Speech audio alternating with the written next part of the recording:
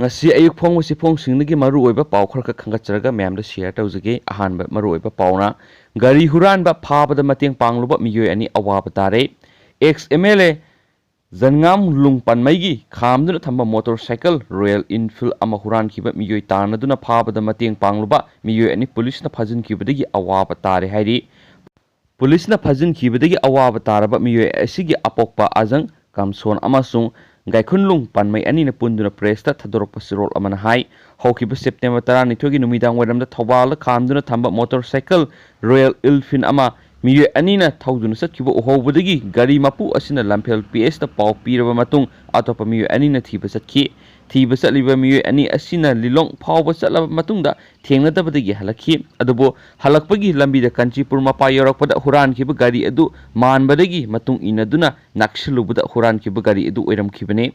gari adu khamna ba hairubada kanna thokwatkiduna lilong thong mapa yorakpada gari adu tusinkhi adubo huran khiba gari adu bu thorokiba amade tonglakiba miyoi anima sienkhiduna laisang hidien da songdakhi makhoi ani gi marakta miyoi amadi nanthokutuna senkre aduga atopan amaduna khunjasinga loinana pharaba matung makhoina huran kiba gari aduga loinana lamphel police sinaki hari masigi matung tarakpada police na phaduna pokiba miyoi adu September 13 da sire haiduna lamphel police ki ayona irilbung police da September 13 da report tarongkhi report asi FIR palaba matung siriba miyoi asi mathakta makpu phabada sienaba miyoi ani asina miyamda insinduna phone kibadagi sibani hena maral sibire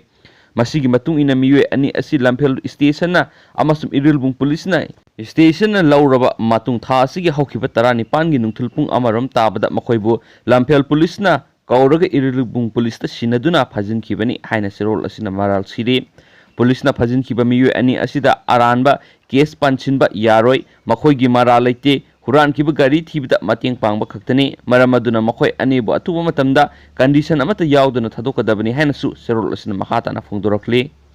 atopa maroiba pawa mana mu covid positive oiba mari laikhidrei puna yankhai ga mapan surei pungkun ga mari da Manipur da case samago humdra hengalaga nifuga mari khaktama discharge tawkhi COVID-19 positive oiduna Jenims ta laikat narakpa mi ahum amasung Jenims ta laikat narakpa mi ama laikhidre makhoi mari tharaga state asida COVID-19 ga mari lainana laikhidaba mi gi masing punai yankhai ga mapan sukhrei Jenims ta laikhidraba ahum aduri Imphal East district ki manung sana leiba pungdong bamdagi thauda megasing maitai sei humpuga tret bamon laikai digi khaidem surjit sei yankhai ga humdoi amasum Nagampal digi yandrembam phajabi debi sei yankhai ga humdoi ni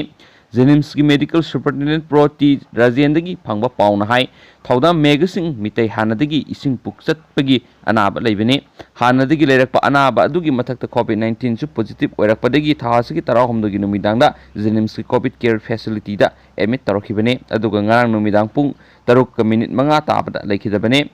khaidem surjit hypertension amadi disorder and obesity nabaga loinana COVID-19 positive oirakpadagi ngarang ayuk pung 13 tabada emit tarokhibane ngasi ayuk pung 8 makhai tabada laikhidabane yandrembam phajabi thasigi 13 ta Jenims covid care center da lairakpane ma khanadagi diabetes naraga leibani hairi rims ta laikhidabi nupi aduna Bisnupur district tagini masagi sahi humdraga manga rom sure COVID-19 na natana hanadagi tuan anabasinga loinana lakpini hairi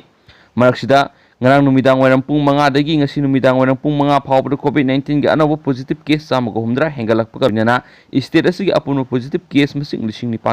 ga humpu ka manga sukre haukiba tang 10 ga 9 gi numidang wairang pung manga dagi ngarang tang 18 gi numidang wairang pung manga phawbada anoba positive case samaga 13 hengalakhi yam nungairi sigi content sidi mem share tawjarake Card Mask Uptana Lakpa Lawyer ama Lupa songa fine thihankhre lawyer aduna amuk court satuna Lupa lakh taragi compensation tankhre Delhi police na face mask Uptana card thorakpagi maral lawyer amadagi Lupa songa fine thihankhre amaramda lawyer aduna amuk mahak na mahaki car adu thorakpani hairaduna fine thiankibagi mayokta Delhi High Court case ama fine tokre mahaki petition aduda advocate Sharap Sharma hai maakna thikiba lupa songa gi fine adu handohan biu amasung mangonda pukning wakal gi nuaitaba pokhan ki badu gi damak lupa lakh tara compensation pihanana ba taksinki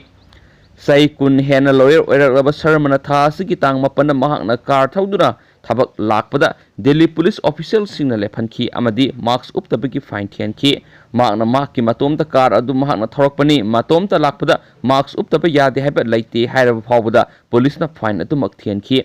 Tha asigi anganba saruktasu Health Ministry na karigumba atopa mi loinadana matomta lakpa mi ama soidana mask uppadabani haiba karisu laiti haikrabane. Sarmana mahaki plida makpu fine thian kiba official sing adu private vehicle amada matomta lakpa mi amabu mask upkadabani haibagi executive order pairamba laiti haiki. Makna mahaki matomta gari thorakpani amadi makna fine thibadu aina yade haina haikiba wapam adu ticket EBU haibasu yade haiba wapam petition aduda pali. Sumdaba amadi aina yadaba mongda gari khamlakpa aduga mahaki pukning wakhal tangdu laita handaba pohale. Mahakna thikiba lupa chawngagi fine adu handohanbiyu amadi kan oina lupa lakh tara Delhi government ki launabagi ayaba pibiyu haina court haijaki haina pauksi si khutangna makhatana phungdorakli.